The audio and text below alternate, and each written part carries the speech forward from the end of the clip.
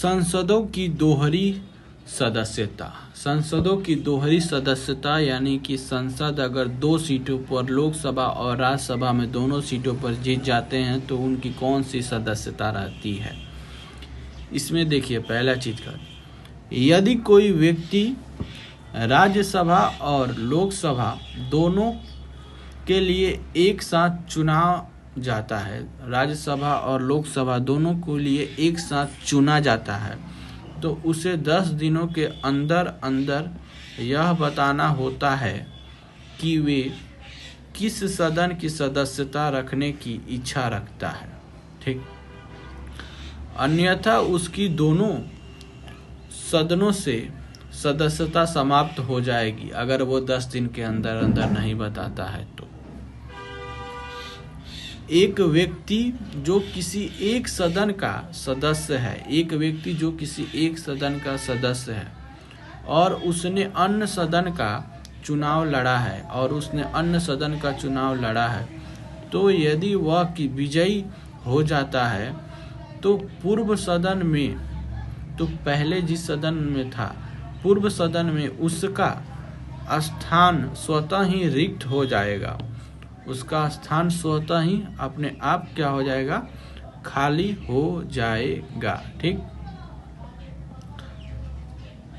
एक सदन में सदस्य है और दूसरे सदन का सदस्यता अगर लड़के जीत लेता है तो पहले वाले का सदस्य स्वतः ही रिक्त हो जाएगा।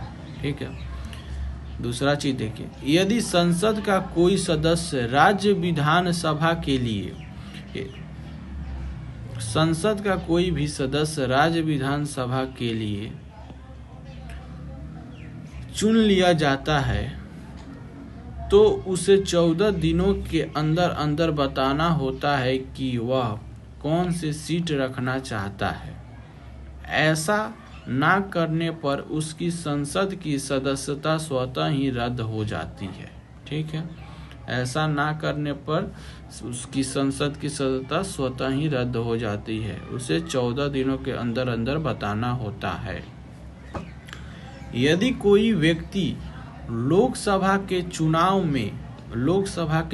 में 2 सीटों से चुनाव लड़ता है, लोकसभा के चुनाव में 2 सीटों से चुनाव लड़ता है और दोनों सीटों से निर्वाचित घोषित हो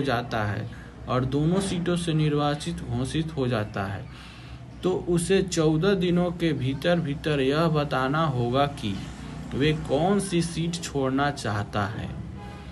ऐसा ना करने पर उसकी दोनों सीटें स्वतः ही रिक्त हो जाएगी। ऐसा ना करने पर उसको दोनों सीटें क्या हो जाएगी, वो रिक्त हो जाएगी, उसे बताना होगा।